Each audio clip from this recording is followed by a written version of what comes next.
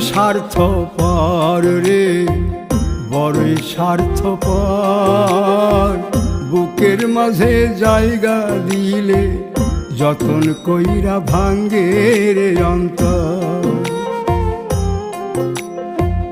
অচেনা এক জংলা পাখি যতন কইরা বুকে রাখছি, বুকের পাজর ভাঙ্গা সে যে সাজায় অন্যের ঘর রে, সাজায় অন্যের ঘর।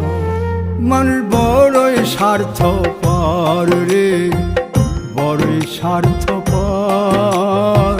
বুকের মাঝে জায়গা দিলে যতন কইরা ভাঙ্গে রে অন্তর।